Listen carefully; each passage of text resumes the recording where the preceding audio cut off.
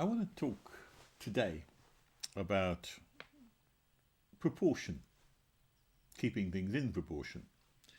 I also want to talk about hysteria and how um, falling into the trap of hysteria essentially is the falling into the trap of keeping things not in proportion and getting things way out of proportion to the point that it becomes extravagantly almost on bordering on madness and a severe case of distorted understanding of the reality around you in the world.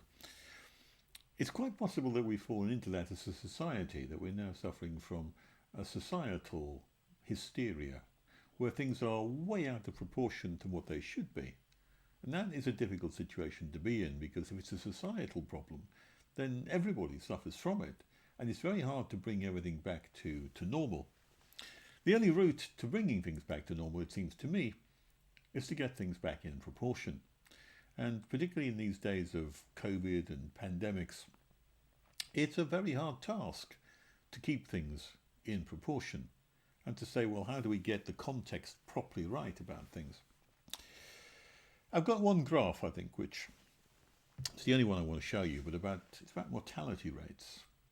It's about the number of people who've died, and particularly in England and Wales, and the number of people who've died every year over the past 20 years or so. And I think that if you have a landscape of about 20 years or so, then you can have something close to a context, something which will enable you to see things maybe a bit more clearly than you would do normally.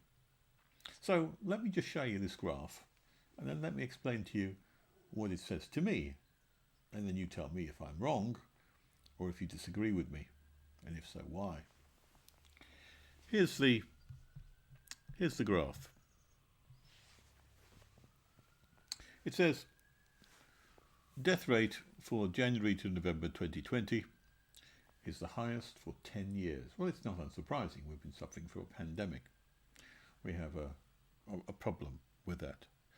But this is a graph that shows you what's been happening over the past 20 years. You look at 2020, and certainly things have gone up quite a bit. The average death rate is given per 100,000 people, is about 1,000 per 100,000 people on average. That means we have an annual death rate of about 1% of the population dies, normally speaking. It's about 600,000 people every single year. And you can see that this year has been exceptional. It's been exceptional because we've definitely gone up from a low period last year to increase from about 800 or something and 50 to about 1,000 and just over 1,000. That's quite an increase. You might say that's huge, but does it justify the steps that are being taken to combat that?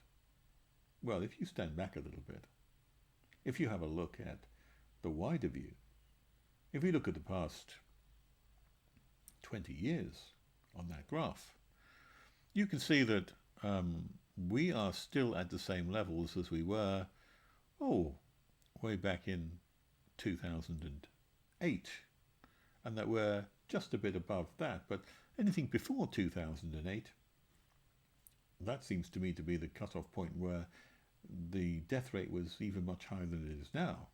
If you go back to the year 2000, it's way higher than it is now. So instead of, in fact, about 1% of the population dying, we've got 1.03% of the population dying, by the look of the figures that I've got there. Whereas back in the year 2000, it was, instead of 1%, it was 1.2%. So these are figures which will help us, I think, to keep proportion.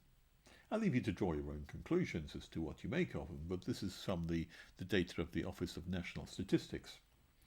I'll also give you one other figure which may help you to keep a sense of proportion in these days, and that is the average age at the rate that people die from the pandemic.